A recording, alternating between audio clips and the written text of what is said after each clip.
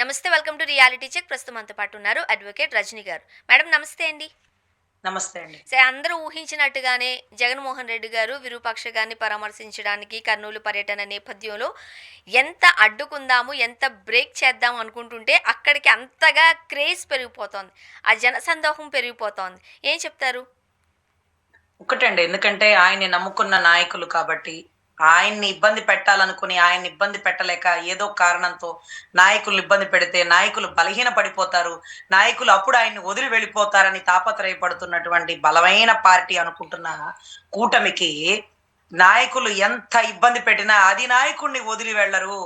అధినాయకుడు వారి కోసం ఎన్ని ఇబ్బందులు పెట్టినా, ఎన్ని ఆటంకాలు ఏర్పరిచినా వాటిని అధిగమించి వారి కోసం వస్తారు. అంబటి రాంబాబు గారి కోసం వచ్చిన, జోగి రమేష్ గారి ఇంటికి నిప్పట్టించినప్పుడు వచ్చిన, లేకపోతే ఇప్పుడు విరూపాక్ష గారు, సారీ మొన్నటి రోజు సిదిరి అప్పలరాజు గారు, వీళ్ళందరి కోసం అధినాయకుడు వెళ్తున్నాడంటే నాయకత్వాన్ని బలపరుచుకోవాలి. నాయకుడికి కష్టం వచ్చినప్పుడు అధినాయకుడు దగ్గర తీయాలి. మీకు నేనున్నాను, నన్ను దాటి మిమ్మల్ని ఏమీ చేయలేరు, ఇది ఉట్టుట్టి మెరుపులు, భయపడకండి, కుంభవర్షం నేను కురిపిస్తా 29లో అని వారికి ఒక ధైర్యాన్ని ఇస్తున్నారండి. విరూపాక్ష గారి విషయంలో ఏం జరిగిందండి? కళ్ళ ముందు ఒక మహిళ బట్టలు ఏదైతే ఆవిడ నైటీని చించేసింది స్వయాన, తన భర్త కొన్ని 10 మంది 20 మంది మనుషుల మధ్యలో కెమెరా అండర్లు. కానీ ఏం చెప్పినారండి? విరూపాక్ష గారు బట్టలు చించేసి అవమానపరిచేసినారట. ఎక్కడున్నారు వీళ్ళ జనం? ఎక్కడున్నారు వాళ్ళ జనం? ఎక్కడున్నారు? మధ్యలో పంచాయతీ చేసే వాళ్ళు ఉన్నారు. వీళ్ళందరినీ దాటుకొని విరూపాక్ష గారు గాల్లో ఎగిరేసి ఆమె బట్టలు చెప్పేస్తారా అండి? ఏదో సూపర్ సూపర్ సూపర్ ఉమెన్ లాగా ఆయన ఏమన్నా సూపర్ సూపర్ మెన్నా గాల్లో ఎగిరి బట్టలు చింపేయడానికి? సో దాన్ని ఆధారాలు లేనప్పుడు రాసేసినారండి. రాసేసి ఈ ఆధారాలు బయటికి రావనుకొని ఆయన ఎవరు బీసీ ఎమ్మెల్యే పార్థసారథి గారు కూడా తెచ్చి చూసినారా బట్టలు చించేసినారు, అనితమ్మ గారు వచ్చి చూసినారా బట్టలు చించేసారు. చించుకుంది వాడు, తన భర్త, అది 10 మంది ముందు. ఎంత అవమానకరం అండి! అది అవతలోడి మీద నెడతారా? ఏ కన్ను చూడగనా విచ్చలవిడి మిడిసి పాటు అంటూ ఒక అద్భుతమైన పాట ఉంటుందండి. మొన్నటి రోజు మాకు కృష్ణబాబు కాలనీలో ఒక మహిళని వ్యవస్థనం చేసేస్తే 3 రోజుల తర్వాత అరెస్టులు జానికి రంగం సిద్ధమైందండి. అది కూడా సీసీ కెమెరా అండర్లో ఆ మహిళ వ్యవస్థమైనట్టుగా ఎవిడెంటరీ ఉంది కాబట్టి, లేకపోతే పిచ్చి పట్టి బట్టలు చించుకుందని, అక్కడ ఏ ఘటన జరగలేదని రాసేసి క్లోజ్ చేసేవాళ్ళు. నిన్నటి రోజు కూడా ఒక మహిళని కారు వెనక్కి ముందుకి 3 సార్లు ఢీకొట్టి తప్పతాగి కారుని బలంగా ఢీకొట్టి ఒక మహిళ చావుకి, ఒక మహిళ పాపం, ఒక డాక్టర్ కళ కన్నటువంటి ఒక సాధారణ చేనేత కార్మికుడు కూతురు చనిపోయిన చావు కూడా సీసీ కెమెరా అండర్ అండి. ఇది ఎంత అదృష్టం అండి! భగవంతుడు మూడో కన్నుతో చూస్తున్నాడు అనడానికి ప్రతి తప్పుకి సీసీ ఫుటేజ్ ఆధారంగా ఉంది కాబట్టి పోలీసులు కేసులు కడుతున్నారు. ఈ కేసులు వెలుగులోకి వస్తున్నాయి. సీసీ కెమెరా అండర్లో జరగని ఎన్ని కేసులు కప్పెట్టి కాపాడేస్తున్నారో. ఇది రాష్ట్ర పోలీస్ శాఖ ప్రతిదీ చూసుకోవాలండి. ఎందుకంటే ఆధారాలు లేకపోతే ఎవిడెన్స్ను సరైన ఆధారాలు లేని పిదపట ఆ కేసును కొట్టివేయడం అవుతుంది అంటూ మా కోర్టులో బాగా చెప్తారండి. అందుకని సీసీ ఫుటేజ్ ఎవిడెంటరీగా ఉంటే ప్రతి కేసుకి అదొక ఆధారం అవుతుంది కాబట్టి, ఆ ఎవిడెన్స్ పార్ట్ లేదు కాబట్టే ఏదైతే సాయి కృష్ణ లాకప్ డెత్ కేసులో ఈ రోజుకి తప్పించుకొని తిరుగుతున్నారండి. సో భగవంతుడు మూడో కనుతో చూస్తున్నాడని భావిస్తున్నాను. విరూపాక్ష గారి విషయంలో కూడా ఆయన నిజాయితీని భగవంతుడు చూపించినాడు కాబట్టే ఆయన మీద వేసినటువంటి నింద చెరిగిపోయి ఈ రోజు అధినాయకుడు వచ్చి మాట్లాడడం జరిగిందండి. సిదిరి అప్పలరాజు గారి కొడుకు కూడా కళ్ళ ముందు అనుకోకుండా జరిగినటువంటి ఘటనలో అతను పడిపోతే, గొర్రెల కాపరి పడిపోతే, అతను చనిపోతున్నాడో లేదో కూడా అర్థం కాని పరిస్థితుల్లో సిపిఆర్ చేసినాడు. అతని ఫోన్లోంచే 100 చేసినాడు. తప్పించుకునే ఉద్దేశం తండ్రికి లేదు, కొడుక్కి లేదు. అనుకోకుండా జరిగిన ఘటన.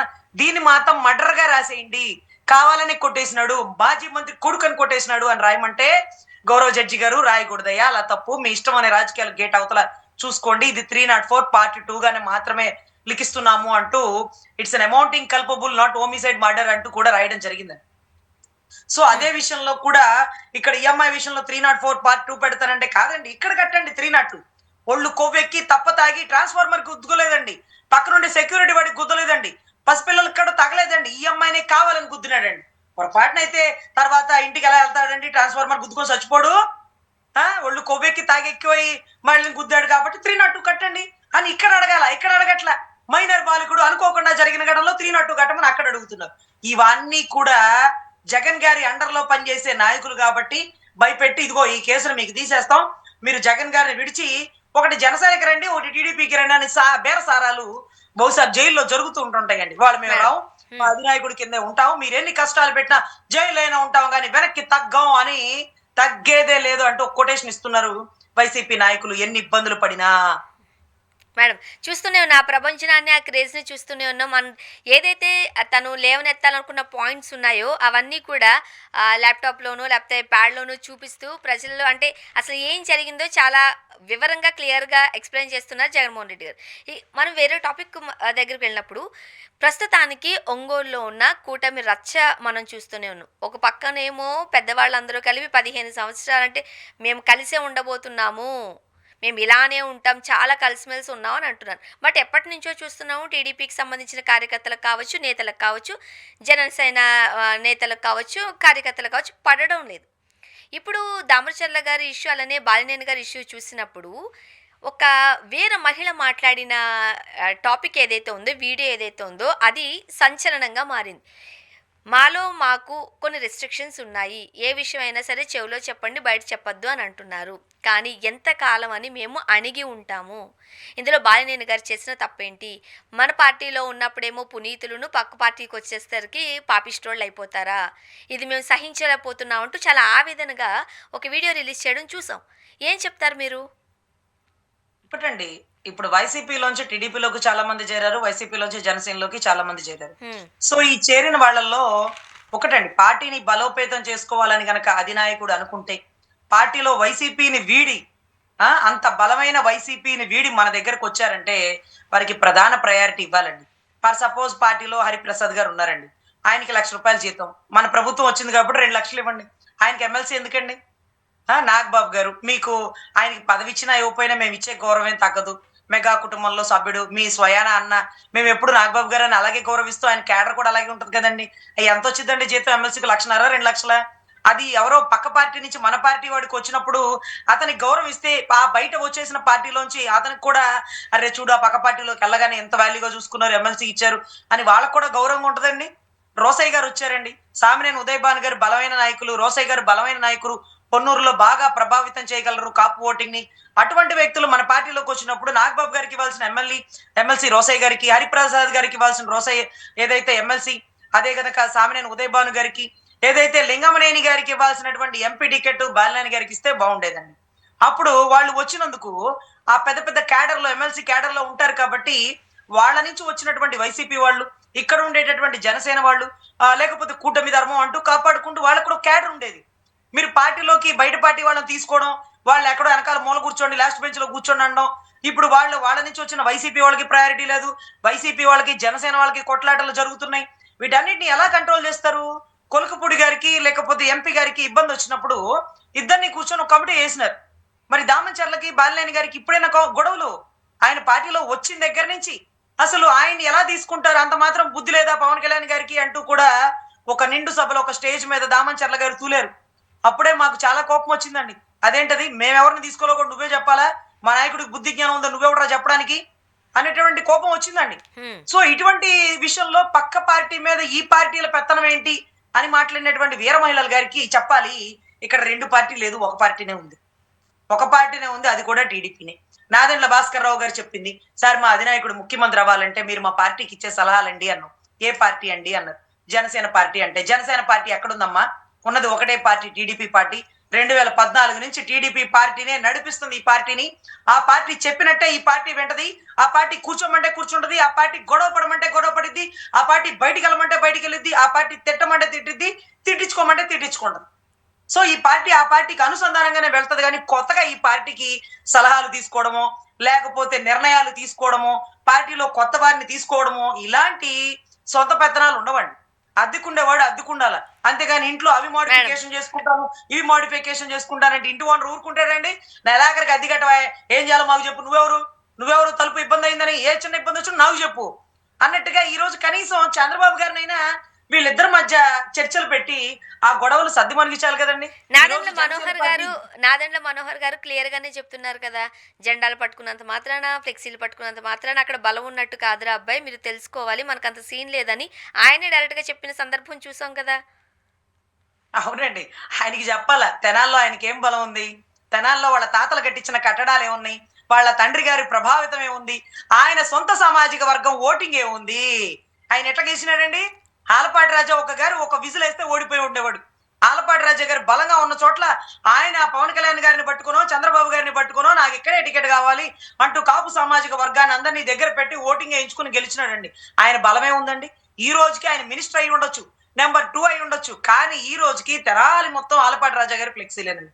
ఆయన ఫ్లెక్సీ కానీ ఆయన ఫోటో కానీ ఒక్కటంటే ఒక్కటి ఉండదండి. ఫ్లెక్సీలు కట్టుకుంటే బలం ఉంటుందా? మనకు పోటీ చేసే చోట మనకు బలం కావాలి, మన జనం కావాలంటే మీకేదయ్యా జనం? మీకేది బలం? మీరేమన్నా కనీసం మీ సొంత డబ్బులతో బస్ స్టాండ్ కట్టించినారా? ఒక ఒక దేనికన్నా ఒక సేవలకు ఇచ్చినారా? ఏదైనా ట్రస్ట్కి ఇచ్చినారా? మీరు ఏం చేసినారు? మీరు తెనాలకు ఒక్క మంచి చేసినారని ఒక 10 మంచి కాదు ఒక మంచి చెప్పండి. ఏమీ లేదు. ఎట్ట గెలిచినారు? కాపు సామాజిక వర్గం ఓటుతో, జనసేన జెండాతో టీడీపీని ప్రభావితం చేసుకుని తన సొంత సామాజిక వర్గమైన మిమ్మల్ని పైకి లేపడం కోసం బలంగా ఉండేటటువంటి గుంటూరు జిల్లా కాపుల్లో మీకు టికెట్ ఇచ్చి మీకు మినిస్ట్రీ ఇచ్చారు. ఇక గుంటూరు జిల్లాలో బలమైన కాపుల సమస్యలు ఎవరికి చెప్పుకోవాలి?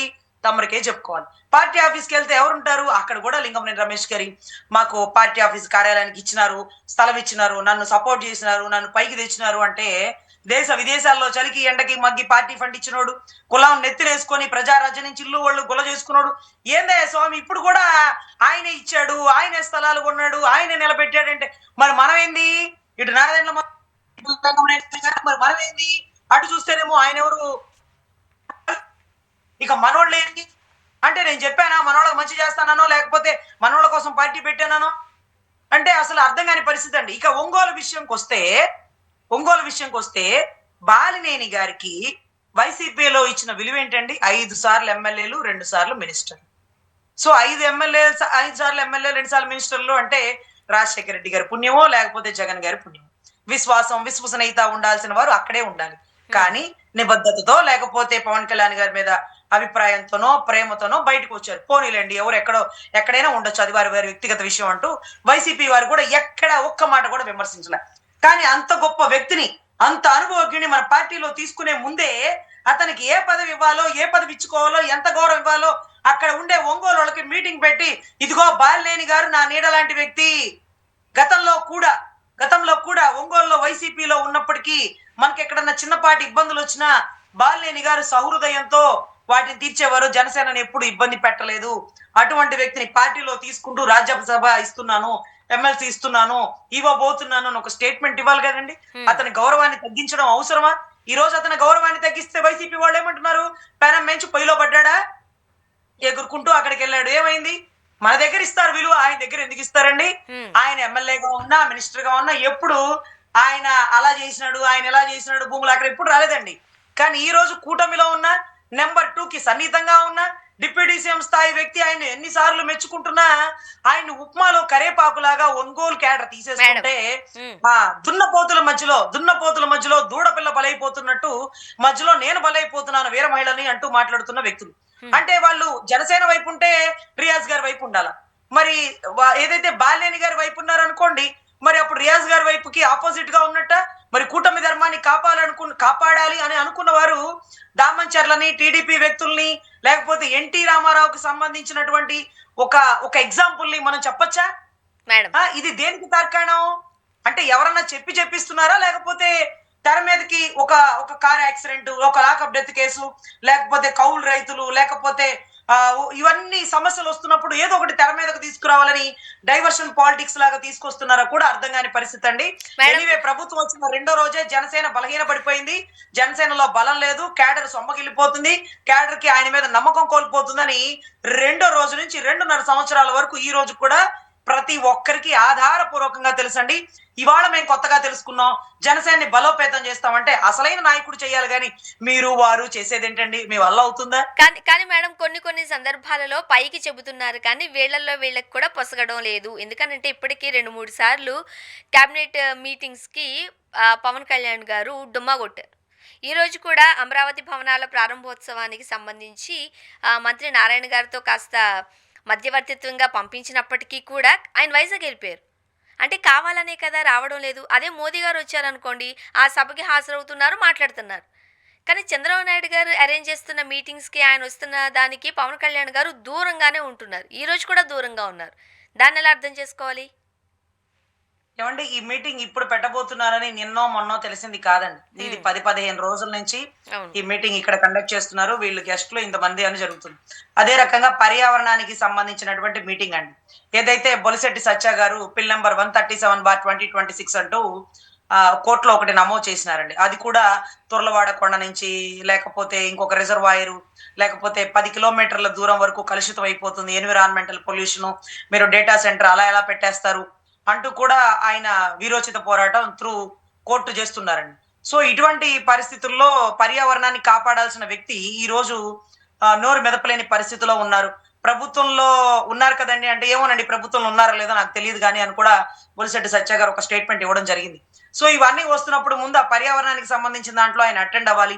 వైజాగ్ లో ఉండే ప్రజలకి ఆయన మీద నమ్మకం కోల్పోతున్నారు. వైజాగ్ లో సామాజిక వర్గం ఎక్కువ ఉంటది. అక్కడ కొద్దో గొప్ప ఆయన మీద అనుమానాలు వచ్చేస్తున్నాయి. ఆయన చంద్రబాబు గారి తానా అంటే తందాన అండమేది కానీ సొంత నిర్ణయం తీసుకునే అధికారం లేదు. అప్పుడప్పుడు బెట్టిగా మీటింగ్లకు వెళ్ళకుండా ఉంటే ఆ జనసేన వాళ్ళు చూసినావా దూరం పెట్టాడు, ఇదిగో ఇదిగో ఏదో జరుగుతుంది. ఆయనకు కూడా కోపం వచ్చింది. ఆయనకి ఎందుకు కోపం వచ్చిద్దండి? ఆయనకి ఎందుకు కోపం వచ్చిద్దండి? ఒక్కొక్క సినిమాలో విలన్ ఉంటాడండి.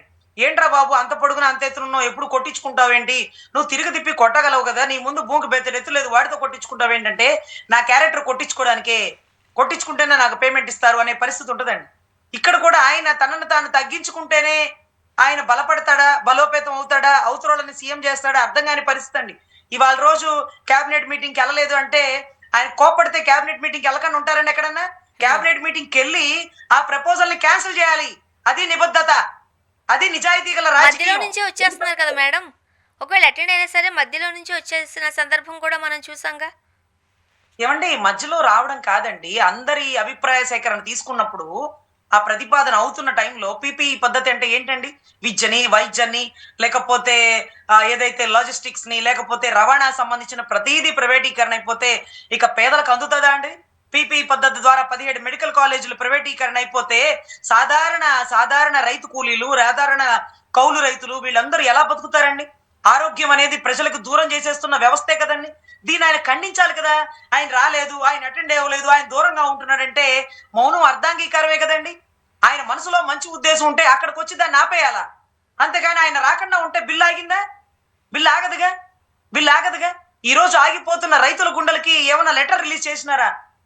అనితమ్మ గారి మేకప్ గురించి లెటర్ రిలీజ్ చేసినారు. ఆవిడ గురించి మాట్లాడతారా అని. తప్పతాగి ఒకడు కారుతో తొక్కితే ఒక డాక్టర్ విద్యార్థి చనిపోతే అరే మా పార్టీ ఖండిస్తుంది, కందుల దుర్గేష్ ఆన్ స్పాట్ లో వెళ్ళిపో, వైద్య శాఖ మంత్రితో రూపాయి ఖర్చు లేకుండా ఆ బిడ్డకి ట్రీట్మెంట్ ఇవ్వండి అని చెప్పాల్సినటువంటి మహోన్నత వకీల్ సాబ్ భీమ్లా నాయక్ గారు నోరు మెదపలేని పరిస్థితి. ఎక్కడ ప్రశ్నిస్తున్నారు? ప్రతిపక్ష నాయకుడి ఇంటి మీద 7:30 గంటలు ఆపకుండా దాడి చేసి కారులు నిప్పు పెట్టి తగలబెట్టి ఎమ్మెల్యే సమక్షంలో ఇవన్నీ జరుగుతుంటే ఈ దాడి తప్పు అనాల్సినటువంటి వ్యక్తి ఏబిఎన్ కార్యాలయం ముందు నిరసనని ఖండిస్తూ ఇది తప్పు అని లెటర్ రిలీజ్ చేస్తారా అండి? ఇక్కడ చేయకపోయినా పర్లా, అక్కడ చేయడం ఎంత పెద్ద తప్పండి. అనితమ్మ గారి మేకప్ పౌడరా? ఈ రోజు మీరు అంటారు 6:30 తర్వాత రజనీ గారు డిబేట్ కండక్ట్ చేయనా అంటే లేదండి నేను మేకప్ తీసేసినాను రేపు మార్నింగ్ మాట్లాడుకుందాం అంటారు. అదేం తప్పండి? అదేం తప్పు? ప్రతి జ్యువెలరీ షాప్ లో ప్రతి దగ్గర కూడా మేకప్ లిప్స్టిక్ కామన్ అయిపోయింది. దాన్ని తప్పనుకోం కదా, ఎవరు అవసరాలు వాళ్ళవి. సో దాన్ని బట్టి అది పెద్ద తప్పన్నట్టుగా మేకప్ అనగానే అదేదో పరుష పదజాలం బూతులు మాట్లాడినట్టుగా దాని మీద లెటర్ రిలీజ్ చేస్తారండి. మీరు మేకప్ తీసాక ఏ రోజున నాతో పాటు మీరు డిబేట్ లో కూర్చున్నారా? లేదు రజనీ గారు మేకప్ తీసేసాను రేపు పెట్టుకుందాం వల్ల అదేంటండి, అది నా వృత్తి ధర్మం అండి, నేను అది వెయ్యింది కెమెరా ముందు కూర్చోకూడదండి అని అన్నారు కదా. సో దీని గురించి లెటర్ మీద పెట్టినటువంటి శ్రద్ధ సుగాలి ప్రీతి తల్లి మీదో తప్పతాగి కారుతో గుద్దిరోడు మీదో ఉండదేంటండి? ఉండదేంటి? దీంట్లో మళ్ళీ ఆ రజనీ గారు ఆయన మీటింగ్కి వెళ్ళలేదు కదా, ఆయన ఏమన్నా వ్యతిరేకిస్తున్నాడు. ఎందుకు వ్యతిరేకిస్తారండి? వ్యతిరేకిస్తే ఊరుకుంటారా? వ్యతిరేకించే ధైర్యం ఉందా? అరే ఇక్కడ 2 పార్టీలు లేవండి బాబు, ఒకటే పార్టీ ఉంది. ఆ లోకేష్ గారిని ముఖ్యమంత్రి చేయడమో, చంద్రబాబు గారి 10 ఏళ్ళ ముఖ్యమంత్రి, దేవాంశను రాబోయే ముఖ్యమంత్రి తప్ప ఆయన సొంత ఎజెండా సొంత నిర్ణయం ఒకవేళ తీసుకుంటానని చెప్పినా అది కూడా సినిమా వాళ్ళండి. సినిమా వాళ్ళు ఎలా అయినా మాట్లాడేస్తారండి అని ముద్రగడ గారి డైలాగ్ ని పలుమార్లు గుర్తు తెచ్చుకోవాల్సిన పరిస్థితి తప్ప ఇక్కడ నిజాయితీ ఉంటే ఆ ప్రతిపాదన ఖండించాలి, కొట్టి అవతల పడేయాలి. కానీ ఆ మీటింగ్ వెళ్ళకూడకుండా ఉండడం వల్ల వచ్చినదేంటి, ఒరిగిందేంటి? అమరావతిలో ఆగిపోతున్న గుండెలెన్ని, ఏం ప్రాజెక్టులు కడుతున్నారు, ఏం రోడ్లు పెడుతున్నారు? సో ఇదైతే నా మనసు కనిపించినటువంటి అభిప్రాయం. మరి ఇన్ని విభేదాలు మనసులో ఉన్నప్పుడు ఓకే. కొన్ని కొన్ని సందర్భాల్లో అవి బయటికి తేటతెల్లం అవుతున్నప్పుడు 15 ఏళ్ళు కలిసి ఎట్లా కాపురం చేస్తారీళ్ళు? ఏవండి 15 ఏళ్ళు ఎట్టి పరిస్థితుల్లో ఎవరేమనుకున్నా వారు కలిసే ఉంటారు. లేకపోతే కొన్ని చోట్ల వినపడుతుంది ఏంటంటే, జనసేన, బీజేపీ కలిసి వెళ్తుందండి. టీడీపీని దూరం పెడుతుందండి అంటారు. ఒకవేళ టీడీపీని దూరం పెట్టిందనుకోండి జనసేన, బీజేపీ. అప్పుడు టీడీపీ వాళ్ళు జనసేనని తిట్టాలి. జనసేన వాళ్ళు టీడీపీని తిట్టాలి. అప్పుడేం తిడతారండి? అంతకుముందయితే నెత్తిన రూపాయి పెడితే పావలాకి చల్లదన్నారు. ఇప్పుడు చంద్రబాబు గారు, పవన్ కళ్యాణ్ గారి గురించి ఏం మాట్లాడతారు? ఆ! లేకపోతే మొన్నటిదాకా ప్యాకేజ్ స్టార్ అనే ప్రతిపాదనొచ్చేది. ఇవాళ రోజు అవునయ్యా నిజంగా మీ వోడు మా దగ్గర అమ్ముడు పోయాడు. అందుకే 10 సీట్లే తీసుకున్నాడు. ఇది నిజం అని రేపు చంద్రబాబు గారు ఏమన్నా మాట్లాడతారా అండి? తప్పు కదా! సో ఇప్పుడు పవన్ కళ్యాణ్ గారు చంద్రబాబు గారిని ఏమని తిడతారు? నిన్ను నమ్మి నేను పార్టీలోకొచ్చి నా జనసేన మొత్తం తీసుకొస్తే నువ్వు ఏం చేసినావు అంటారు. ఏం చేసినారండి? 2014లో ఆయనకేంటండి ఆయన ఒక అద్దింట్లో ఉండేవాడటండి జూబ్లీస్‌లో, బంజారాహిల్స్‌లో. ఆయనకేమీ లేదండి. ఏమీ లేదట. ఆయన స్పోర్ట్స్ కార్ కూడా మంత్రి నారాయణ గారి కొడుకు కొనుక్కొని అది రోడ్ యాక్సిడెంట్‌లో చనిపోయిన కారు ఆయన కారేనటండి. అప్పటికి ఆయనకసలు ఏమీ లేదంటండి. 2014 నుంచి ఏం సినిమాలు ఆడినయి, ఏం సినిమాలో కోట్లొచ్చినియి. ఈరోజు ఆయన ఆర్థికంగా ఎంతంత నిలబడినారు. జనసేన పార్టీ ఫండ్ ఎంతొస్తుంది? అసలు పార్టీ ఫండ్ మీద ఏమన్నా అవకాశం ఉందా? అదేమన్నా ట్రాన్స్‌పరెంట్‌గా చూపిస్తున్నారా? ఇవన్నీ కూడా వస్తే ఏమీ లేని పవన్ కళ్యాణ్ గారిని పైకి తీసుకొచ్చిందే టీడీపీ. ఎందుకు తీసుకొచ్చారు? ఆయన చెప్తే ఓట్లు పడతాయని, ఆయన ఎలా అయినా చెప్తారని. ఒక్కొక్కసారి జగన్ గారిని ఓడించాలన్నప్పుడు కొంచెం బొంగుమూతి పెట్టి నేను చంద్రబాబు గారిని వ్యతిరేకిస్తున్నానని పక్కకొస్తారు. లేదు, లేదు మిమ్మల్ని మేడం, మోకాళ్ళ దండేపిస్తానంటారు. మేడం, మళ్ళీ వెంటనే ఇప్పటం సభ సాక్షిగా ఓటుని చీలనివ్వనంటారు. అన్నీ ఆయన మాటలేనండి. ఏది నిజమో, ఏది అబద్ధమో మాకైతే అర్థం కావట్లేదు గానీ, మేడం. ఇంకా కూడా అన్నా, ఇంకా కూడా అన్నా నిన్ను నమ్మిన రాష్ట్ర ప్రజలని, నిన్ను నమ్మి ఓటు వేసిన వాళ్ళని మీరు దయచేసి వాళ్ళ చెయ్యొదలకండి. వాళ్ళ కష్టాలను అర్థం చేసుకోండి.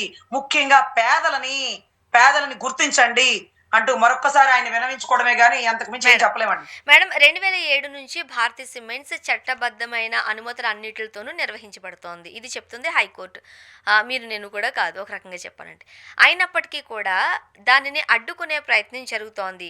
అండ్ ఇప్పటి వరకు రాష్ట్ర ప్రభుత్వానికి 7,300 కోట్లు టాక్సెస్ రూపంలో వాళ్ళు చెల్లించారట. అండ్ కరువుకు సంబంధించిన ఏరియాలో ఉన్నారు. కొంతమందికి ఉపాధి కల్పిస్తున్నారు. దీన్ని మీరు ఎందుకు అడ్డుకుంటున్నారని హైకోర్టు ప్రశ్నిస్తున్నప్పటికీ కూడా ఎందుకు కక్షపూరితంగా వెళుతున్నారు అనేది కొంతమంది క్వశ్చన్. ఏమంటారు? ముఖ్యంగా హైకోర్టు ఇచ్చిన జడ్జిమెంట్ బేస్ ప్రకారమే నడవాలండి రాష్ట్రం గాని, ఇంకోటి కానీ. హ్మ్. హైకోర్టు భారతీయ సిమెంట్ మీద ఎటువంటి ఇబ్బందులు లేవు. వాళ్ళు రెగ్యులర్ గా ట్యాక్సులు కడుతున్నారు అంటూ ట్రాన్స్పరెంట్ గా ఉంటున్నప్పుడు, భారతీయ సిమెంట్ కి రావాల్సినటువంటి ముడి సరుకును ఆపడం, దాన్ని ఏదైతే రన్ అవ్వకుండా ఇబ్బంది పెట్టడం, అక్కడ ఉండే వాళ్ళకి అంటే దాని మీద ఎంతో మంది బతుకుతున్నారు కదండి. ఎంతో మందికి జీవనోపాధి కొన్ని కొన్ని ఏరియాల్లో అసలు ఏమీ లేని ఏరియాల్లో అది పెట్టడం వల్లే ఆ ఏరియా అభివృద్ధి చెందడం ఇవంతా కూడా జరుగుతుంది. ఒక వ్యాపార నిమిత్తం ఏదైనా తప్పు జరిగితే కోర్టు తీసుకుంటుంది తీర్పు. అంతేగాని రాష్ట్రం ఒక నిర్ణయాలు తీసుకొని దాని మీద వేటు వేస్తా, దీని మీద వేటు వేస్తా అంటే రేపు ప్రభుత్వం మారితే ఏబిఎన్, టీవీ5, మహా న్యూస్ ఏమైపోతాయండి? రామోజీ ఫిలిం సిటీ ఏమైపోతుందండి? లేకపోతే మార్గదర్శి చిట్ ఫండ్స్ ఏమైపోతాయండి? ఇవన్నీ కూడా వాళ్ళకుంది ఒకటేనండి. వాళ్ళకుంది ఒకటే. మీకు ఎన్నెన్ని ఉన్నాయి? ఇండస్ట్రీ ఉంది, హెరిటేజ్ ఉంది. ఇవన్నీ కదిపితే ఇవన్నిట్లో లొసుగులు వస్తే వీటన్నిటికి ఎంత పన్నులు కట్టారండి? హెరిటేజ్ కి ఎక్కడెక్కడి నుంచి పాలు సప్లై అవుతుందండి? ఎలా పాల పౌడర్లు వాడుతున్నారండి? ఈ పౌడర్లతోనే కదా కల్తీ లడ్డు, కల్తీ మద్యం ఏవేవో చాలా చాలా వచ్చేసినాయి కదండి, స్వామివారి లడ్డూతో సహా. హ్మ్. ఇవన్నీ రేపు ప్రభుత్వం మారిన వెలికి తీస్తే మీ ఆర్థిక మూలాలు అధపాతాలని వెళ్ళిపోతాయి కదండి.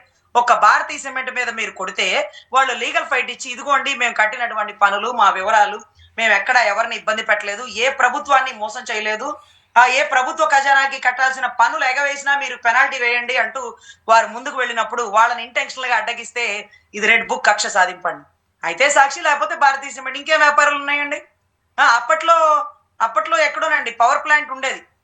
ఆ పవర్ ప్లాంట్ కూడా మేడం. పవన్ కళ్యాణ్ గారు వెళ్ళారు. పవన్ కళ్యాణ్ గారు వెళ్ళి ఆ పవర్ ప్లాంట్ లో బలవంతంగా భూములు తీసుకుంటున్నారు అన్నారు. వెంటనే రెండో రోజు కలెక్టర్ గారు, ఎంఆర్ఓ గారు వచ్చి ఆ పవర్ ప్లాంట్ కి సంబంధించి ఎవరు బలవంతంగా తీసుకోలేదు, వారికి సంబంధించినటువంటి ఏదైతే రిహాబిటేషన్స్ ఏదైతే ఉన్నాయో వాళ్ళకి ఇంకొక చాట భూములు ఇవ్వడం, వాళ్ళకి కాంపన్సేషన్ కట్టడం అన్ని కట్టే తీసుకున్నాం, ఇదిగోండి ఎవిడెంటరీ అని, ఎవిడెంటరీతో నిరూపించారు. సరస్వతి మేడం. పవర్ ప్లాంట్స్ అని. Yes so madam. ఇలాగా అవతల వాడి మీద బురద చల్లాలంటే అవతల వాడు చాలా ట్రాన్స్పరెంట్ గా ఉన్నాడు అని ఎవిడెంటరీ దగ్గర పెట్టుకున్నారు కాబట్టి వాళ్ళని వాళ్ళు నిరూపించుకుంటున్నారు. రేపు వాళ్ళు బురద చల్లాలి అని అనుకుంటే మన ముఖంలో కన్ను, ముక్కు, మూతి కూడా కనపడదండి. అంత బాగా బురద చల్లేయగలరు. Yes madam. అంత బాగా బురద చల్లేయగలరు. రేపు ఎన్నిటికి పర్మిషన్ లేకుండా థర్డ్ ఫ్లోర్ వేసినారు మార్గదర్శి వాళ్ళు. మేడం. ఎన్నిటికి పర్మిషన్ లేకుండా రామోజీరావు గారికి సంబంధించిన సంస్థలు ఇక్కడ నడుస్తున్నాయి. ఇవన్నీ కూడా బయటకు వస్తే స్వామివారు లడ్డు కల్తీనే వస్తుందండి. ప్రభుత్వం మారగానే ఫస్ట్ కేసు. ఏ పాల సప్లైలు వస్తున్నాయి, ఏ పాల ప్రొడక్ట్లు వస్తున్నాయి, వారి ఓనర్లు ఎవరు, క్లీనర్లు ఎవరు, వారి వాటాలు ఎంత, మొత్తం వెలికి తీస్తే అదపాతాళానికి ఆటోమేటిక్ గా పడిపోతుంది. కాబట్టి సో తప్పుంటే ఎత్తి చూపించండి, కానీ లేని తప్పుల్ని చూపించాలని చిత్రీకరిస్తే న్యాయస్థానాలు అనేవి ఉంటాయి, మొట్టికాయ వేస్తాయి. తేడా కొడితే ప్రభుత్వం రేపు మారిపోయిన తర్వాత మీరు ఎదుర్కోవాల్సిన ఇబ్బందులు అవి అనర్విచనీయమండి, అవి మనం ఊహించలేని. Thank you so much madam, మీ అభిప్రాయాలు పంచుకున్నారు. Thank you. Thank you. ఇది వాళ్ళ రియాలిటీ చెక్. Stay tune.